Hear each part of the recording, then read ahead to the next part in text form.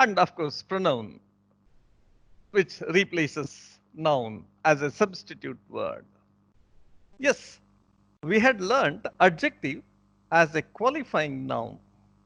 Yes, say for example, she is a beautiful girl. She is a beautiful girl. Now, I want to change the degree of this. I want to slightly increase the beauty of that girl. What to do? Yes, this can be modified by adding she is a very beautiful girl. So what have we done here? We have added something to the meaning of a sentence. We have not totally changed. We have not totally changed. We have added something to the meaning of a sentence. That is called modifier. That's called an adverb. So we are going to now deal with an adverb. What is an adverb? Already you know it just now. Adverb is a modifier. What does it modify? It modifies verbs. It modifies adjectives. So it modifies verbs and it modifies adjectives. So we can simply say that adverb is a modifier that adds something to the meaning of a sentence. Adverb answers questions. Adverb answers some of the questions like what, where, how, or even to the degree like a what extent. Like for example, take a sentence. Samhita sings. Okay. Samhita sings. How does she sing? How does she sing? She sings melodiously. She sings melodiously. So what is this melodiously doing? She's singing, that's there already. So her singing is slightly modified. And answer like how is answered. How does she sing? She sings melodiously. So this is an adverb. Like see, Jalpita writes. Jalpita writes. Okay. Yes, Jalpita writes. How does she write? Jalpita writes neatly. Jalpita writes beautifully. Jalpita writes quickly.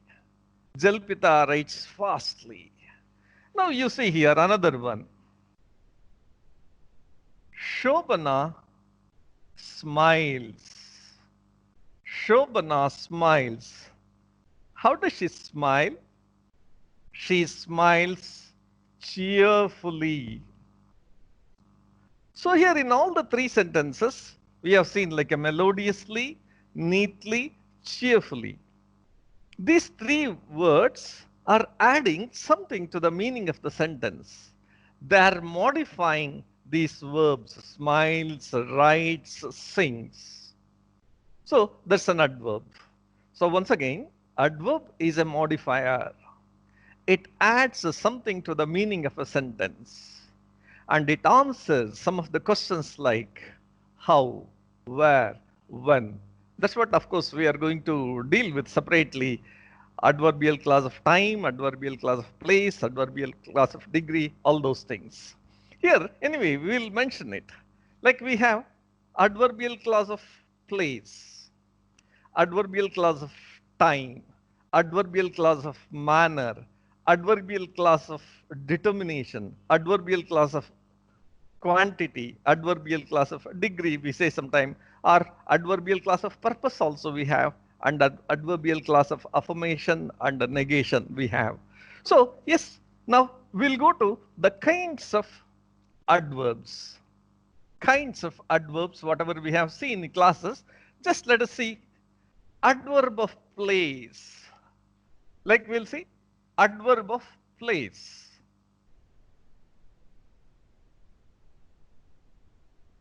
For example, the dog followed him. The dog followed him. Do we have any adverb here? We don't have. The dog followed him everywhere. So dog followed with verb as it is there. By adding everywhere, we are making it adverbial of place, that is everywhere. This is adverb of place. For example, it is very sunny.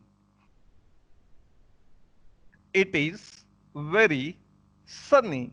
That we understand. Now it's very scorching. But it is very sunny outside or inside? It is very sunny outside. So this outside is an adverb. Of course, it is very cold inside. Inside is also an adverb. I lived here. I lived here for 10 years. I lived here for 10 years. So here, this shows the place. So everywhere, outside, here, upstairs, inside, away, these are all adverb of places. So when these words are used in clauses, they become adverbial clauses of place. Now, let us go to another adverb. Adverb of manner. This is very important. Most of the time we speak how a person does. So, adverb of manner. Some adverbs and adverb phrases describe, some adverbs and adverb phrases describe the way people do the things, the manner in which they do the things, the manner in which they speak, the manner in which they perform. For example, he was walking. He was walking.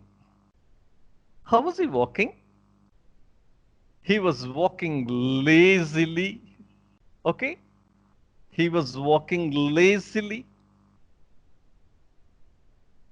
See another sentence. The plane landed. The plane landed. How did it land? Plane landed safely. Plane landed safely. Now we'll see one more. The lion roared. The lion roared. How did the lion roar? Lion roared ferociously. Lion roared ferociously. See, lazily, safely, ferociously. These three words, in fact, describe us by saying the manner in which something has been done. Like he was walking. In what manner he was walking? Lazily he was walking. In what manner, in what way the plane landed? Safely it was landed. The lion roared how? Ferociously. See, just another example. The girl answered all the questions. Wrong. Girl answered all the questions correctly. Girl answered all the questions correctly. You can also add wrongly. The boy answered all the questions wrongly. That's also wrongly, correctly. The way in which questions were answered. The team wonderfully. He explained the point very clearly. He explained the point very clearly. See, clearly itself is an adverb, and it was further modified by adding very. He explained the point very clearly. There are two adverbs there. He was writing slowly. So these are all the adverbs of manner. Now let us quickly see another adverb. Adverb of time. Adverb of time. Okay. How adverbs of time like after, before, already, or 6 o'clock, now, daily, always, all these things are adverb of time. For example, you see, the train has already left. The train has already left. So this already is an adverb. Okay. Prakash rode his horse. Prakash rode his horse last week or yesterday. So last week is an adverb. Adverb of time.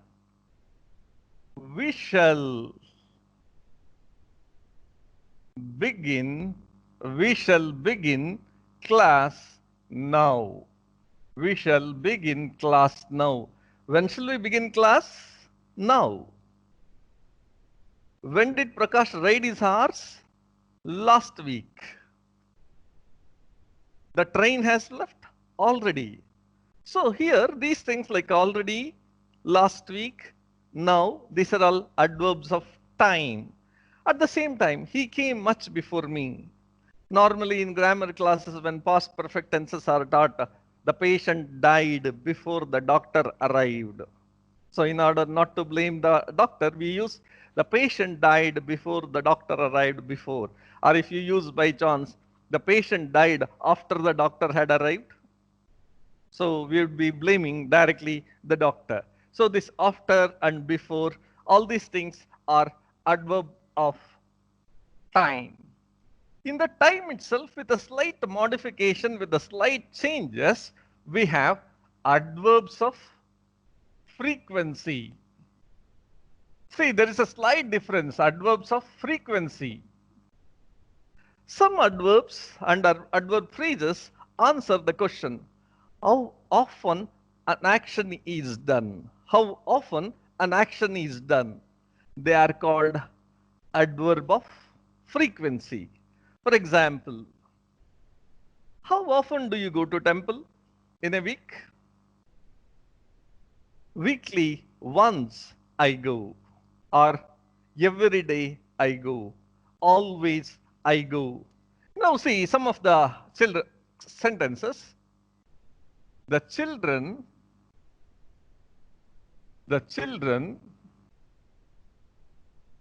always go to school. The children always go to school by bus. Okay. Second sentence you see. Every week I go to temple. Every week I go to temple. This every week, always, this adverbs of frequency, they appear to be adverb of time only. Yes, frequency always is related with the time only. But to be specific, for example, I polish my shoes. I polish my shoes twice in a week.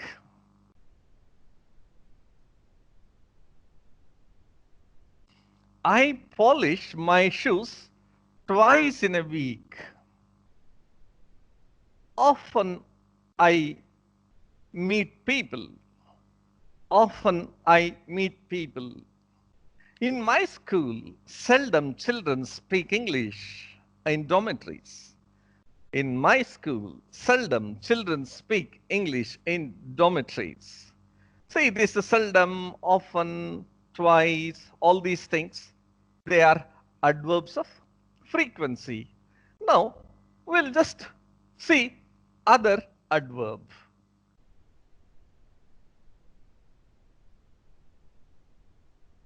Adverb of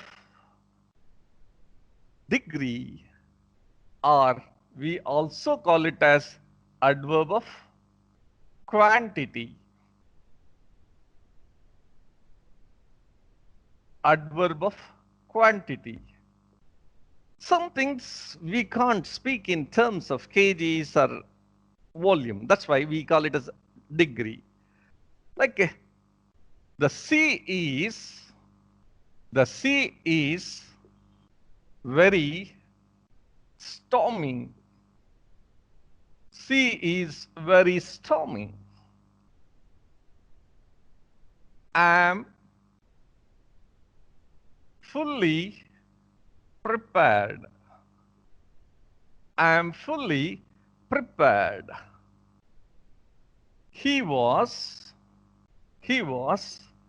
too careless. He was too careless. See here, stormy, fully, too.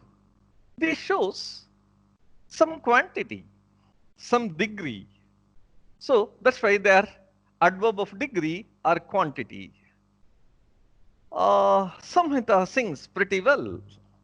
Samhita sings pretty well. It's well, pretty well. That he is strong enough to fight the battle. He is strong enough to fight the battle. So these are all like adverb of quantity we say, or adverb of degree also we can say.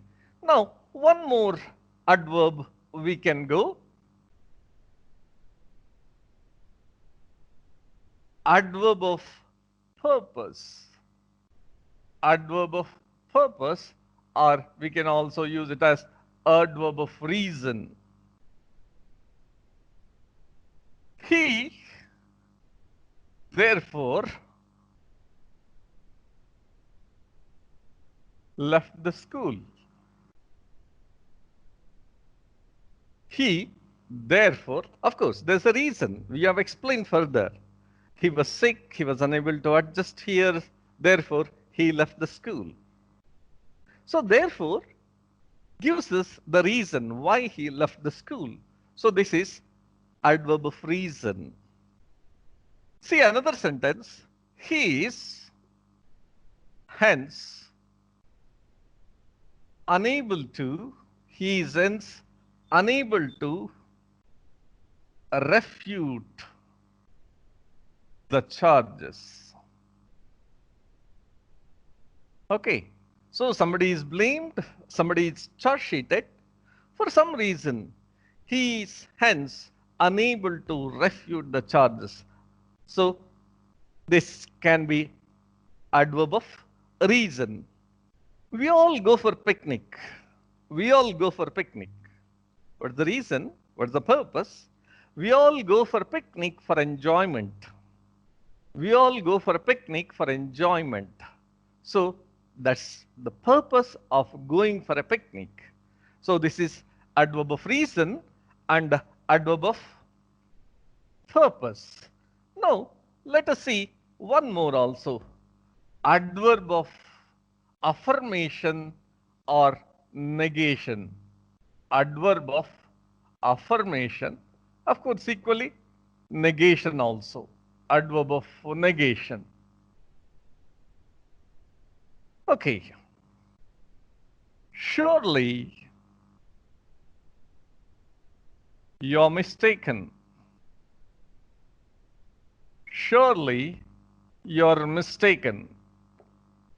So surely is adverb of affirmation. He certainly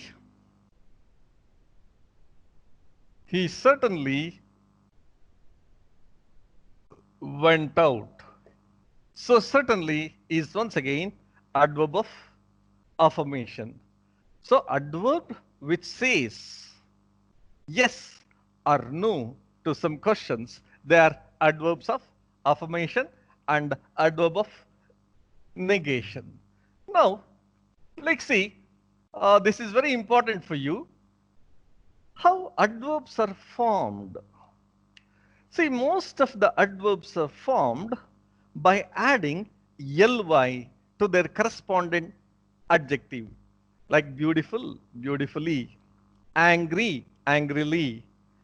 So, for example, kind, kind. So, kind is adjective, kindly is adverb. So, by adding ly, we have converted an adjective into adverb. For example, see, slow,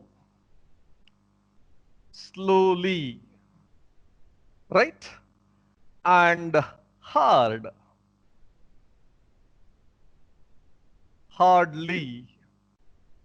So by adding ly to the adjectives, the corresponding adjective, we convert these words into adverb. But this is not the only rule. For example, she is very beautiful. She is very beautiful. Beautiful is an adjective.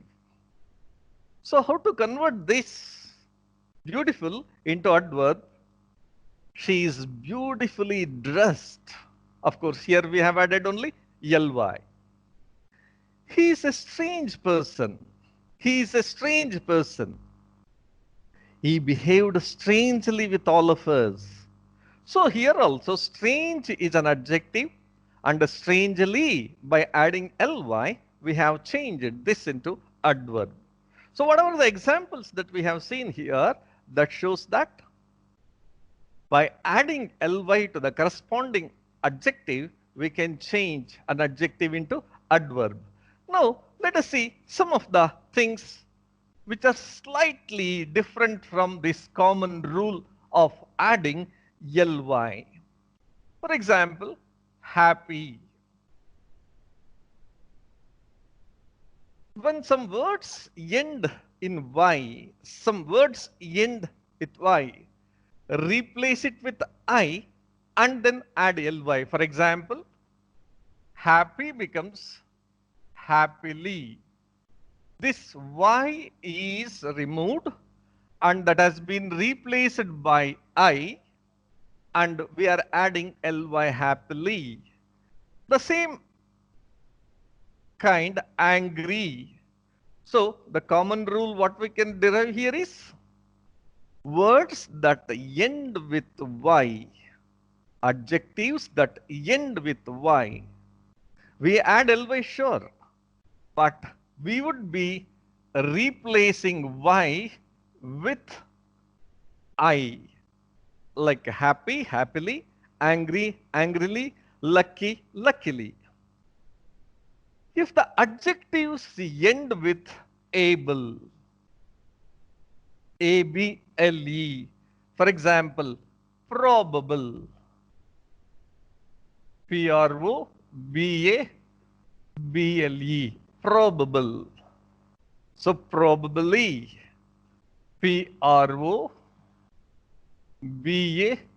PROBABLY, probably. Like a gentle, gentle, gently, gently, horrible, HORRIBLE, horrible, horribly, HORRIBLY, horribly. So if the adjectives end with able or LABLE or LE, we replace E with Y. So that's what probable, probably, gentle, gently, horrible, horribly. Now we'll see one more formation of adverbs. For example, if the adjectives ends in IC or ALLY, for example, basic, basic, basically, basically, So basic, we have added ALLY, basically.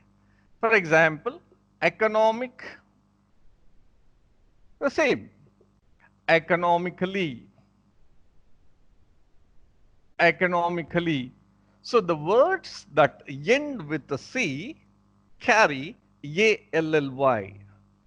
Of course, whatever the adverbs that we have seen by adding ly, replacing I with y, adding ALLY, all these things. Every rule has an exception. Every rule has an exception. For example, this is an exception. Public. This also end with C, but we don't add it publicly. We don't make publicly. What is the public adverb form? Publicly. So some of the exceptions you should understand that. Publicly, not publicly. Publicly is wrong. If you make publicly, that becomes a common rule here. But some words in English are exceptional. They go above the rule position because of the origin of the words. That, of course, the origin of the words, etymology of the words, we can learn at the later stages. Yes, these are the things that we have to pay attention on adverbs, the kinds of adverbs, how they are formed. Now let us get into one of the important areas of parts of speech. Preposition. Preposition. Preposition. Pre is that comes first. Then the position. Like you may be very familiar. Pre-university course. Pre-university course. Before the university, the course that comes before university, or sometimes we call it as a PDC, pre-degree course. Pre-degree course, PDC we call it as. So before the degree, what we do, that's a pre-degree course. So the word used before a noun or a pronoun to show relation between other words in the sentence is called a preposition. Once again, a word that appears before a noun or a pronoun to show the relation between the other words in the sentence is called preposition. For example, see,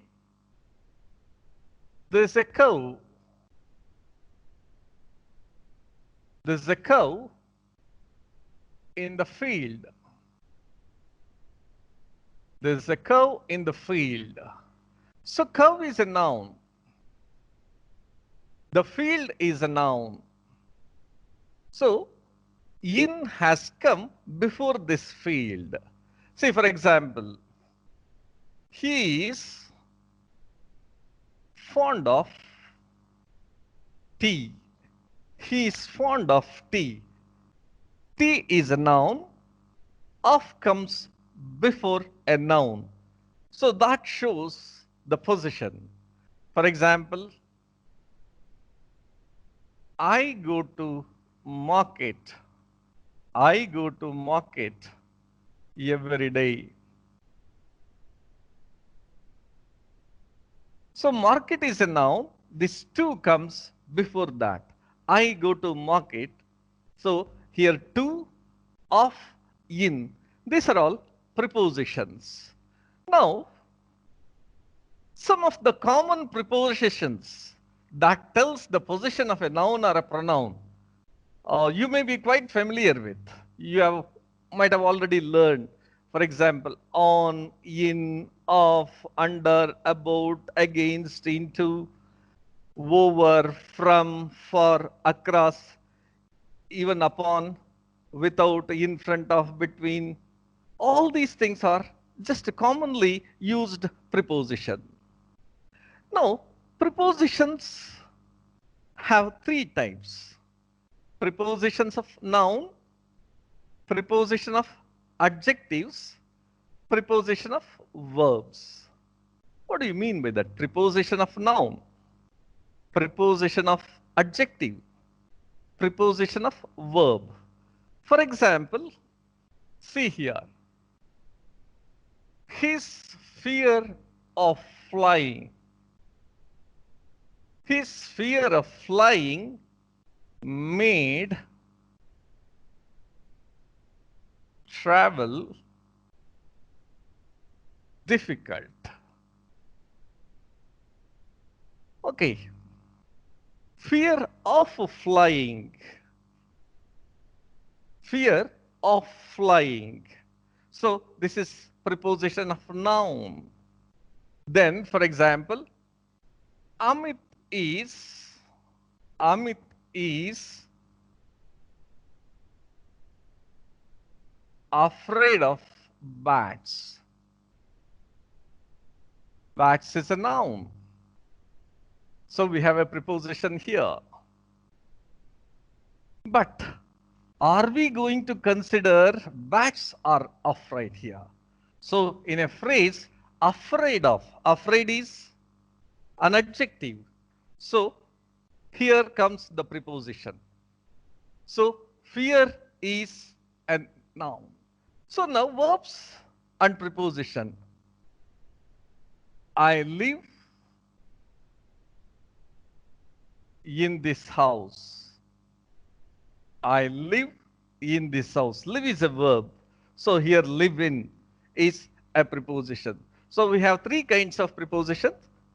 Prepositions of nouns, prepositions of adjectives, prepositions of verbs. Of course, these are only just how they appear based on that. When we deal with the phrases, we can see in detail. Now we'll see some of the pictures here.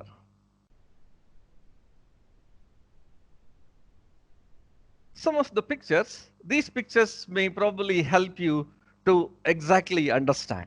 Of course, this is very primary things, but still the junior students can understand this well.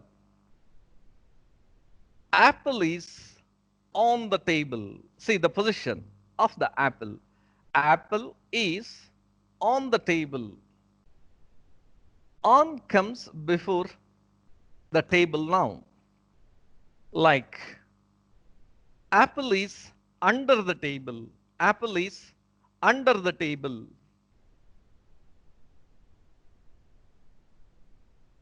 Now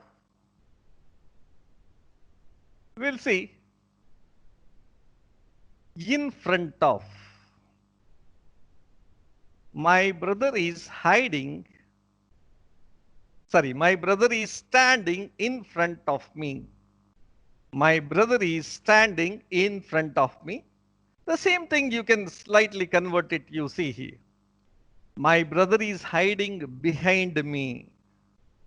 My brother is hiding behind me. The fellow who is behind, he says, my brother is in front of me. Now see, between and among, when these two prepositions are used, you must be careful. Between is used only when there are two things. Like the big cat is standing in between the kitten. The big cat or the mother cat is sitting in front of the kitten, between the kitten. Whereas here you see, among. The boy is among the people. So when there are more than two, you should use among. And when there are only two, you should use between. Now, let us see one more. Beside and behind. And of course, behind we have already dealt with. Beside. When somebody is next to you, standing beside, that is beside, that's a preposition. Somebody is standing behind, that is also a preposition. Now you see here, prepositions of direction. Prepositions of directions. These preposition of directions are used to show direction of movement. to and from fixed point. For example, to, from, into, along, over, through, across, around. See, once again, you see the example: to, from, into, along, over, through, across, and around. These are all prepositions of directions. Now, we'll see some of the pictures related to it. I'm walking to school. I'm walking to school. The direction in which you're walking. The to is a preposition of direction. You can see the man walking towards the school or to school. Now see one more picture here. Richard came into the room. Into is a preposition. Into is a preposition. Richard came into the room. Now we'll see one more. Into is used to show a motion or movement. For example, cat jumped into the box. That box is its place. So cat jumped into the box. The ball fell into the river. She poured some boiling water into the teapot. She poured some boiling water into the teapot. The man threw rubbish into the river. The man threw rubbish into the river. So it shows motion or movement into. Now we'll see some more pictures here. She has returned from town. So there's a car. She has boarded down the car and moving towards house. And where did she come from? So that from is a preposition. She has returned from town. So we'll see one more picture here. They walked along the row of houses. They walked along the row of houses. When you walk along, that is, for example, see, there are many gift shops along the MG Road in Bangalore. There are many gift shops along the MG Road in Bangalore. So walking along is something like a drawing a line and going by the line, that is along. Now see one more picture here. The boys ran across the road. The boys ran across the road. See, across and along. You must be careful. You draw a line, a parallel line, and if you go with one of the lines, that is along. And if you go to the opposite, then across. So this across and along, you shouldn't confuse. Now, see, the boys ran across the road from one end of the road to other end, opposite of end of the road they are crossing. That is, the boys ran across the road. Now, you see, I explained you that across means opposite side. The boys swam across the pond. Swam across the pond means what?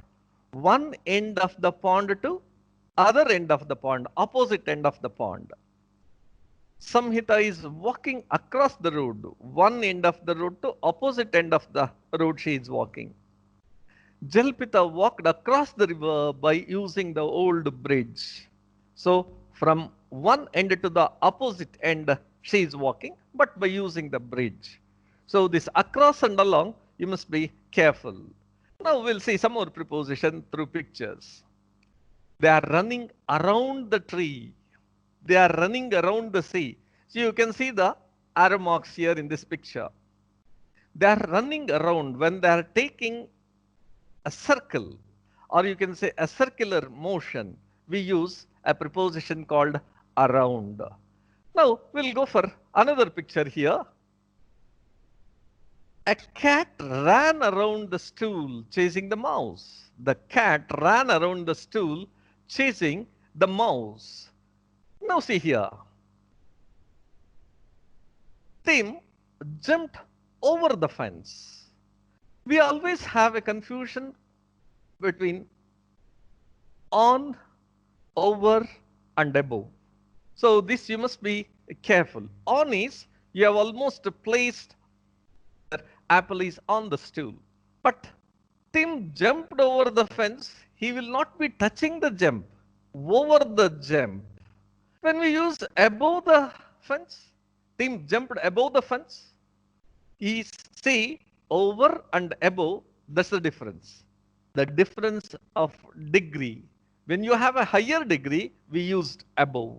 The lower, just above without touching, that's over. Now we'll see another. The boy jumped over the fence, the cat leaps over the drain, all such examples we can see. See, one more picture. The bird flew in through the window. The bird flew in through the window. Here, through is a preposition. Of course, in is also a preposition. See, it enters through something, through a passage, through the door, through the window, something like that. So, through is a preposition here. Next picture we'll see. Harish kicked the ball through the window. The same examples, of course. Hamid threw the rubbish through the window. So, through means a space through which either you enter or exit or through, something like that. So another big, see, prepositions of time like are used show when things happen by, for, before, after, since, at, and during, all those things we have already seen. So now we'll see one more picture now. See, here we can use so many prepositions like that: after, before, on, under, between, all those things. So you can see. See, this is the exact positions I wanted to show exactly. Ball is in the box. So it is in. Ball is on the box. It is on. It is just on. So there is a contact between the ball and the box. Ball is under the box. Ball is next to box. Ball is behind the box. Ball is in front of box. Ball is in between the boxes. Now, these positions show very clearly when to use what preposition. Now, see here also quickly we'll go through. The boy is jumping above the table. Boy is jumping above the table. The boy is after the dog. The boy is leaning against the wall. Leaning against the wall. The girl is sitting among the dogs. Children are going round the light pool. And of course, boys. See, these are all the positions. And some more positions we'll quickly see. Boy is behind the chair. Boy is below the bulb. Boy is beside the chair, between the chairs, in front, in, all those things. Now see some more pictures here so that it will be clear. In front of, see the pictures carefully. In front of, in back of or behind or around, near or close to. These are also, see he is near the pot. He is close to pot. By the pot, beside the pot, next to pot. And of course, between and inside you have already seen. With also you see, with is also a preposition we frequently use. Now we'll see some more. Outside, among already I explained. At the side of, see beside and at the side of, you can see the difference here. Through, on top, under, below, beneath, like into, above, out of. See, out of and above, when to use, unless you have a clear context, you can't differentiate these two pictures. Like quickly we'll see, like onto, on, off, first, last, up, down, opposite, along. These are all prepositions. Here you have a best example of along, you see. See the picture here. The boy is walking along the road.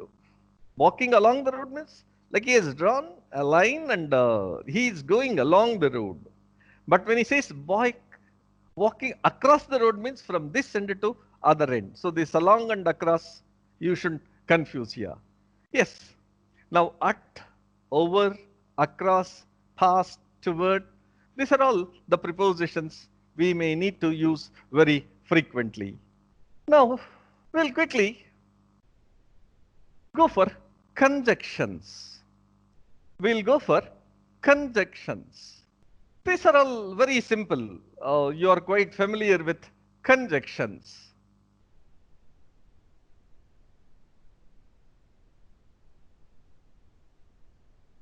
What do you mean? Of course, in the word itself, you have a meaning. The word which joined two phrases, two clauses, or two sentences. A word which joins two phrases, or two clauses, or two sentences are called conjunction. Like Tarzan and Jane, Tom and Jerry, Tom or Jerry. So there are two types of conjunction. One is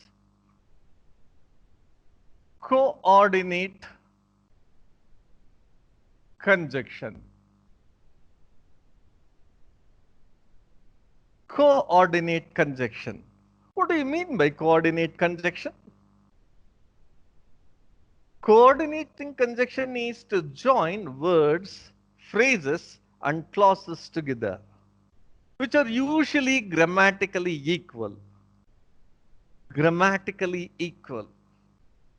See, coordinating the conjunction, you can, in simple terms, we can say a conjunction which joins two clauses of equal rank. A conjunction which joins two clauses of equal rank. They are called conjunction. Coordinating conjunction. For example, see here, pizza and burger are my favorite snacks. Pizza is my favorite snack. Burger is my favorite snacks. So there are two clear clauses are there, and both the clauses are independent. So when a word joins two independent clauses, that's called coordinate conjunction. We'll see one more example for coordinate conjunction. I wanted to buy a car. I wanted to buy a car, but I had no money. See here, I wanted to buy a car is an independent clause. I wanted to buy a car, an independent clause. I had no money. This is also independent clause. Without this conjunction, but these two clauses can stand independently, and of course here they do make an independent sentences also. So a word which joins two clauses of equal rank, or to be precise, when a word joins two independent clauses, such words are called coordinate conjunction. Now we'll see another conjunction. Can you guess what is another conjunction? One is a coordinating conjunction. You can guess just opposite of this class. That is subordinate conjunction. Subordinate conjunction. So in subordinate conjunction, you can easily just make your own definition opposite of coordinate conjunction. What is that? These conjunctions are those that introduce subordinate clauses, or you can say dependent clauses. The words are conjunctions that bring two subordinate or dependent clauses together are called subordinate clauses. For example, she cannot come back. She cannot come back because she is ill. She cannot come back because she is ill. So this is coordinate conjunction. See here, another example makes it very clear. The patient died before the doctor came.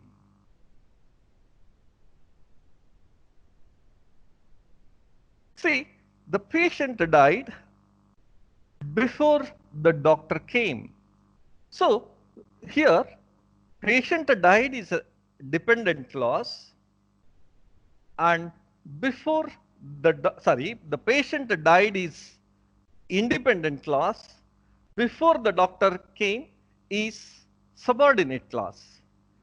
Patient died is an independent clause, before the doctor came is a subordinate clause. So when this word before, a conjunction which joins a main clause and a subordinate clause, or an independent clause and a dependent clause, that is called subordinate conjunction. Same here also, another sentence, she cannot come back because she is ill.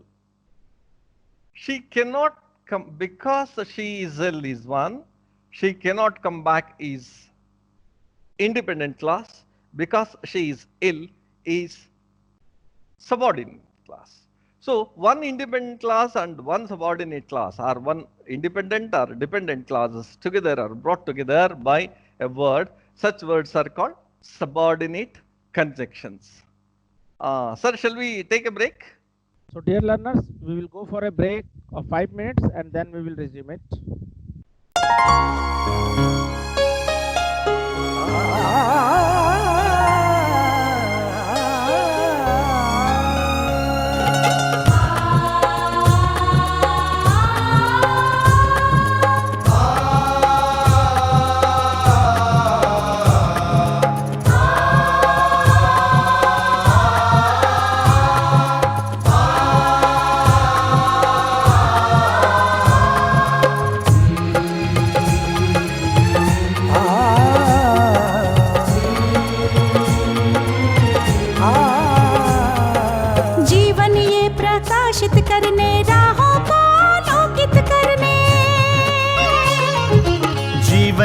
प्रकाशित करने राहों को आलोकित करने, हम अपना दीपक स्वयं बने, हम अपना रास्ता स्वयं चुने।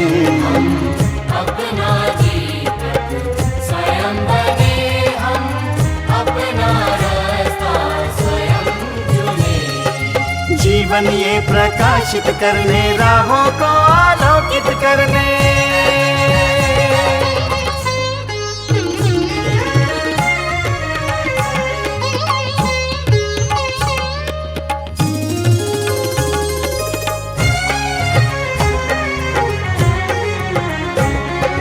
धन साधन समय की सीमा से विद्यालय जो मुक्त हो, धन साधन समय की सीमा से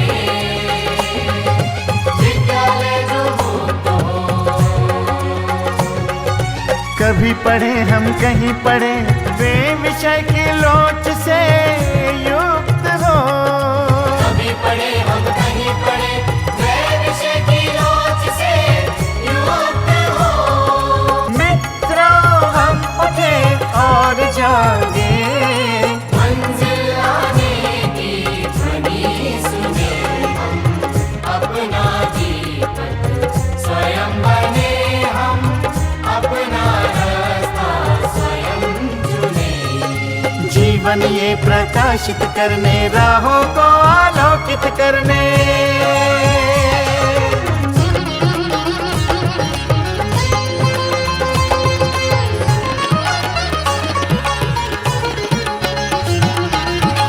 राष्ट्र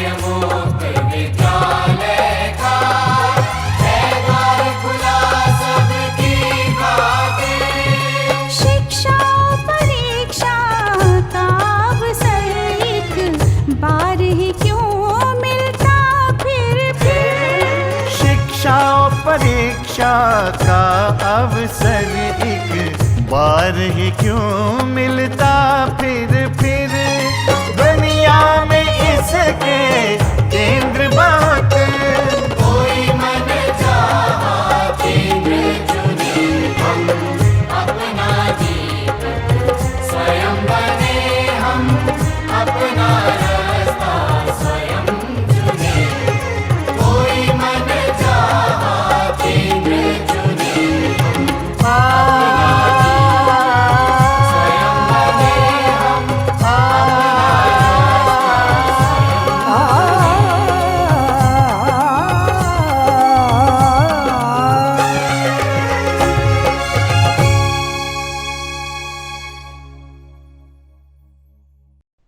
Okay, welcome back, all of you. Now we'll go back to one more area of parts of speech, that is interjection.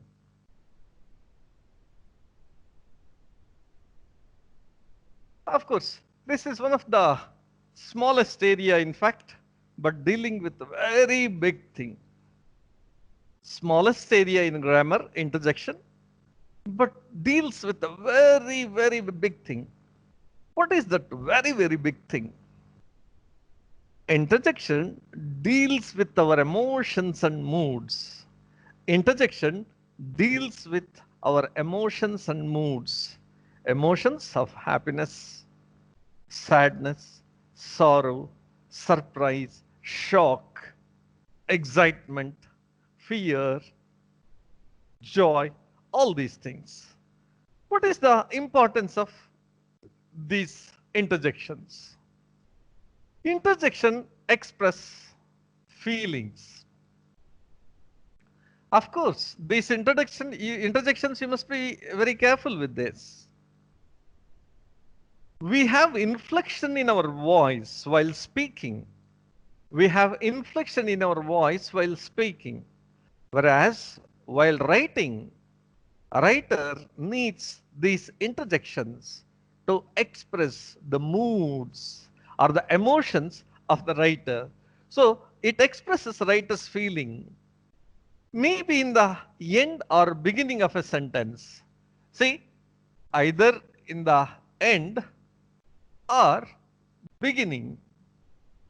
Most of the writers, they prefer to use these interjections in the end of the sentences, but we can use certainly in the beginning of the sentence also. Now see, these interjections are followed by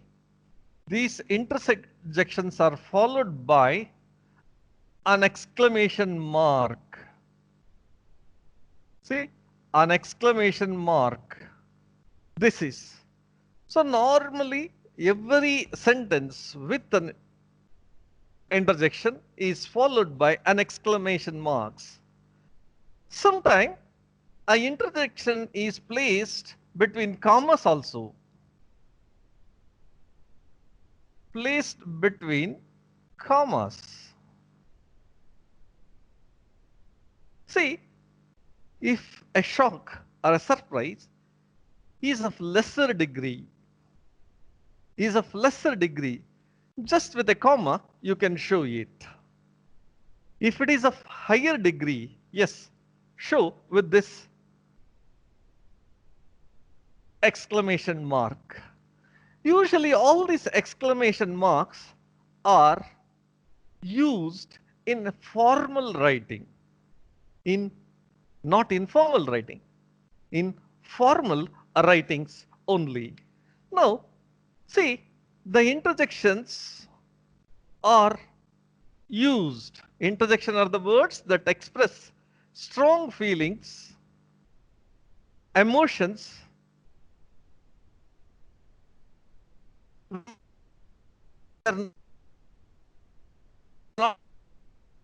see, you're very careful. Interjections are the words that express the strong feelings or emotions which are not grammatically related to the rest of the sentences. Now, see, we say, oh no, we say.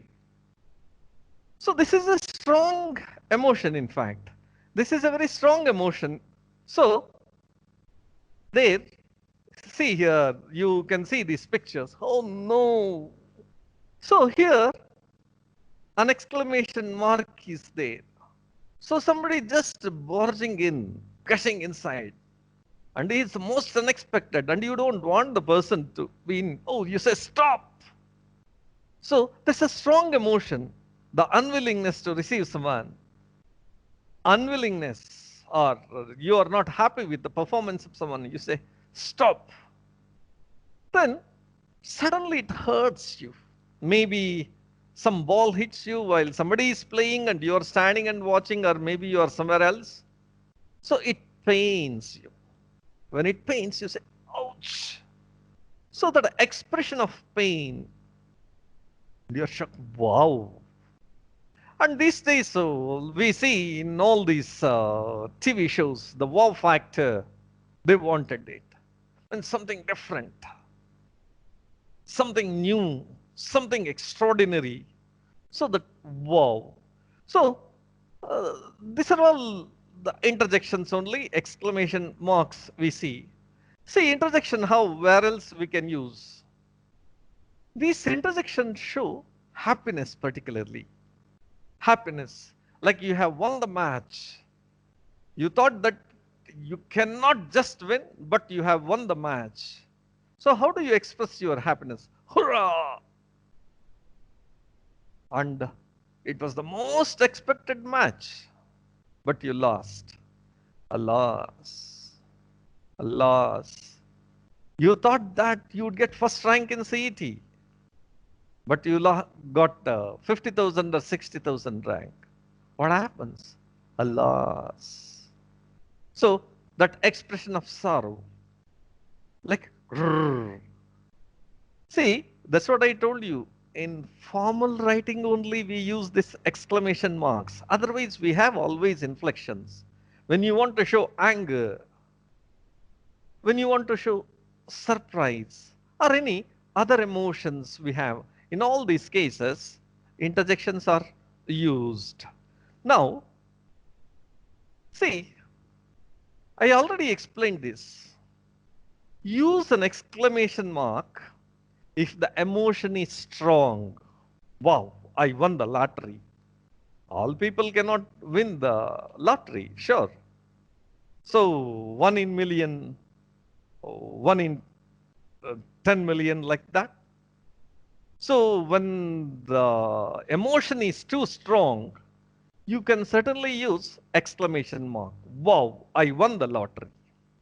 Otherwise, if the emotion is not strong, use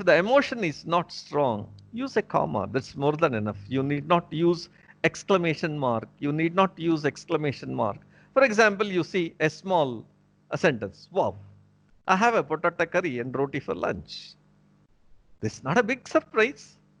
Roti and potato curry are a common thing. But maybe after a tired work, maybe after a long time you came home, but nothing was prepared. Ordinary thing was there, but still home food, you enjoyed it. That might not be very strong emotion. Wow, I have potato curry and roti for lunch. In your oral expression, you can use whatever the volume that you want to have. But when it comes to writing, this expression, having a potato curry and a roti for lunch, is not something very uncommon. It's very common, but still you express your happiness. So in such cases, wow, with a comma, that is more than enough to show your exclamation, your emotion. But if the emotion is very strong, you can use it. Now see, most of the times we use, oh my God. See, there are 7 different ways to express this. Oh my God. Oh my God. These days people are very busy. They can't use this 7 letters.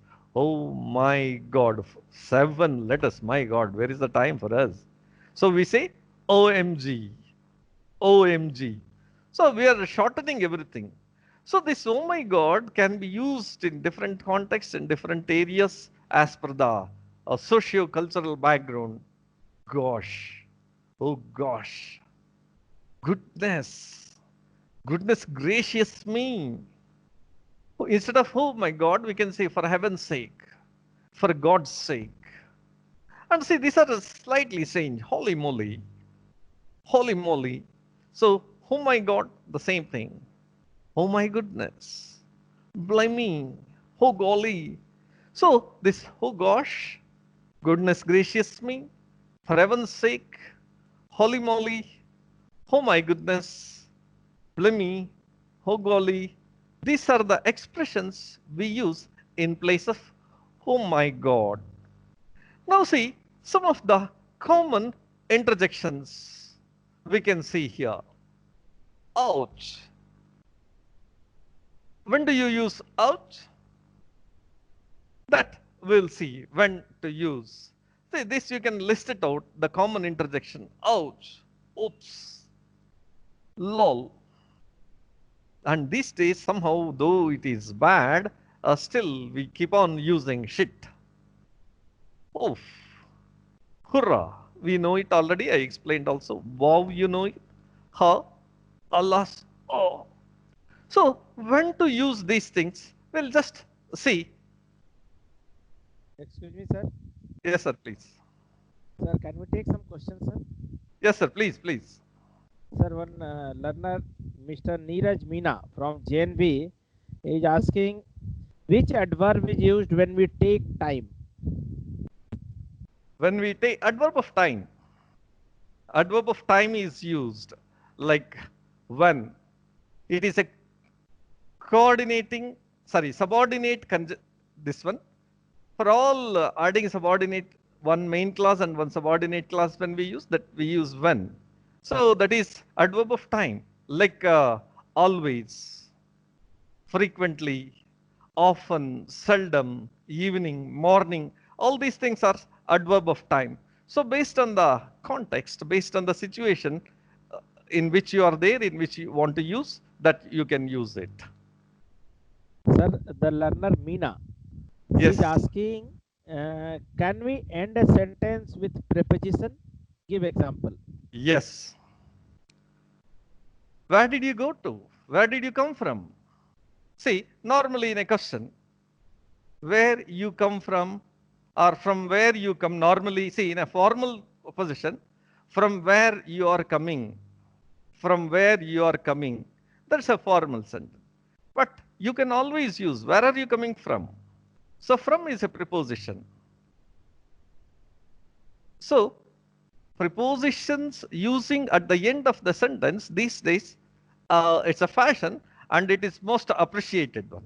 It's not the right question of right or wrong. You can use preposition at the end of a sentence.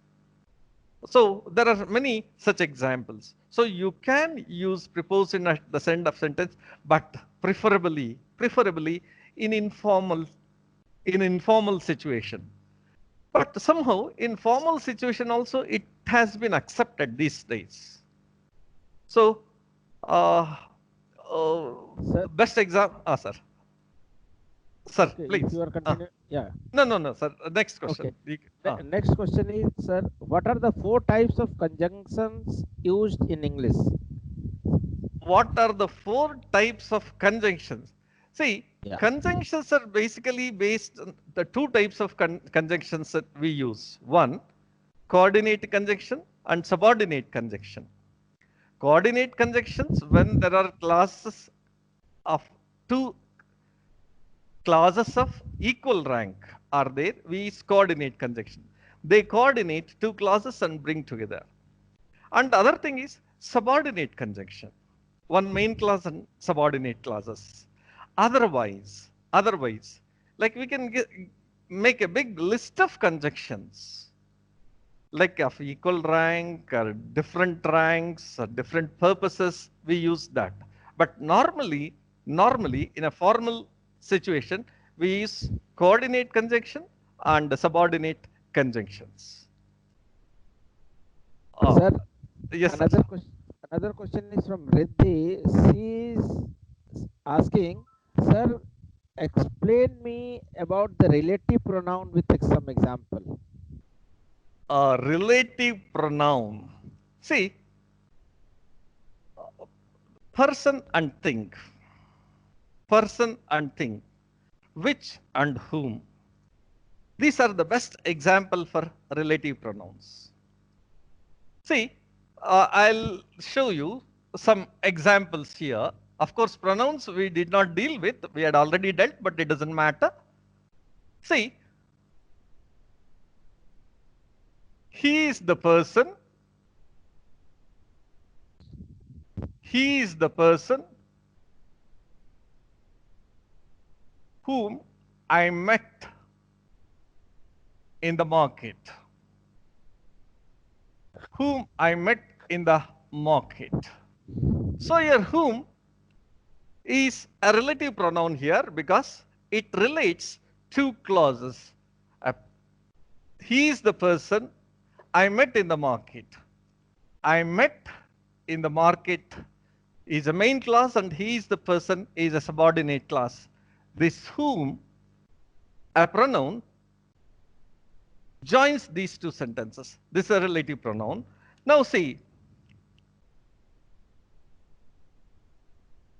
this is the thing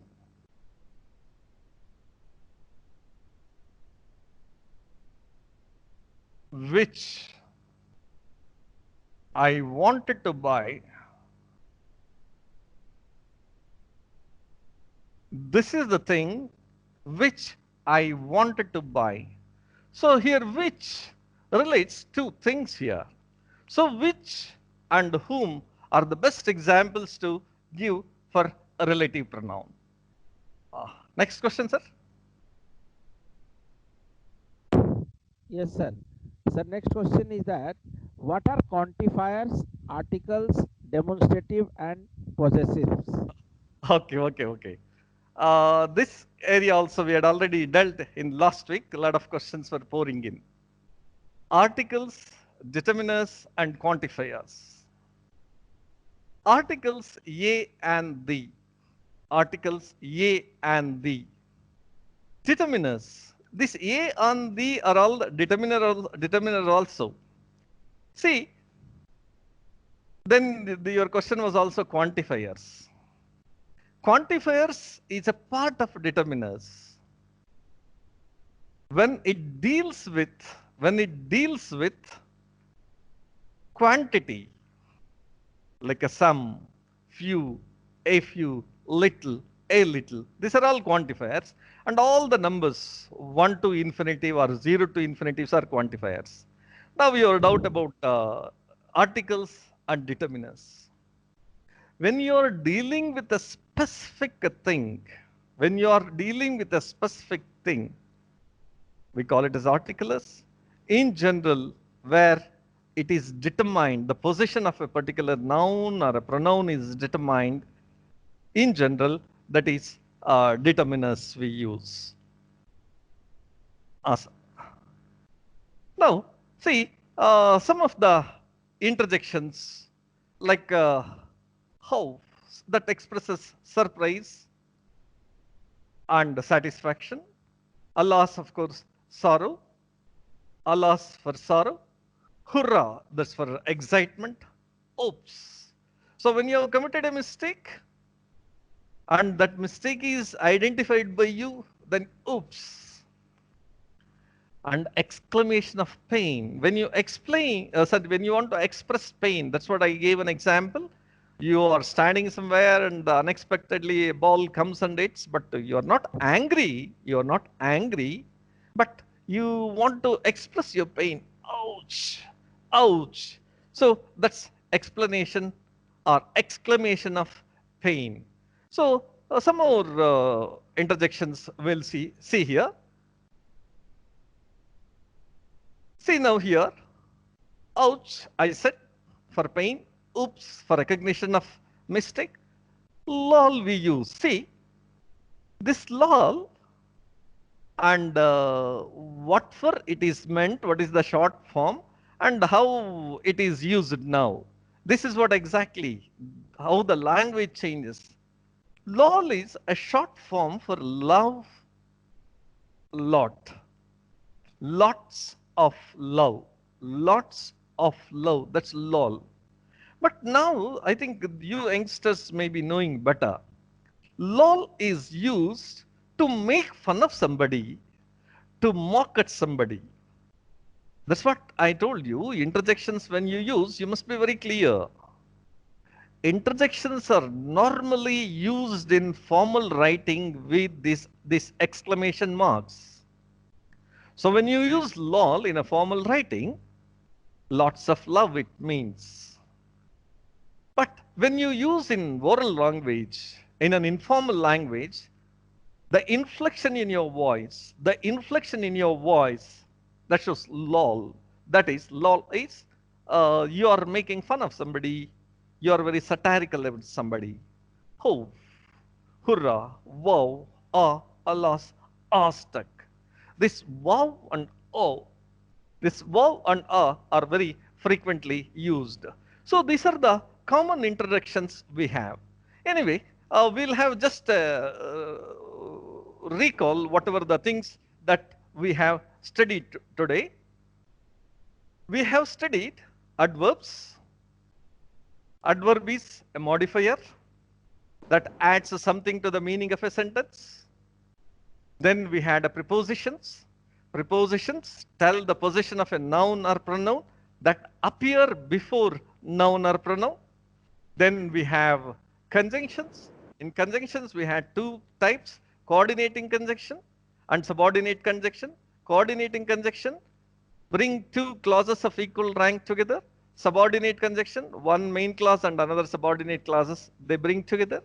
Then we have interjections. Interjections express various emotions of a fear, excitement, a surprise, a shock, lots of love, and all those things.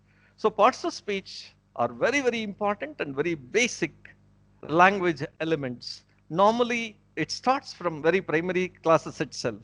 So I think you have enjoyed the class. So this is M. Prahalad, PGT English, NVS Center of Excellence, Bangalore, associated with the Jawahar Navodaya Vidyalaya. Thank you very much for giving me this opportunity. Prahaladyam, signing off here with. Thank you. Thank you, sir, and thank you, learners.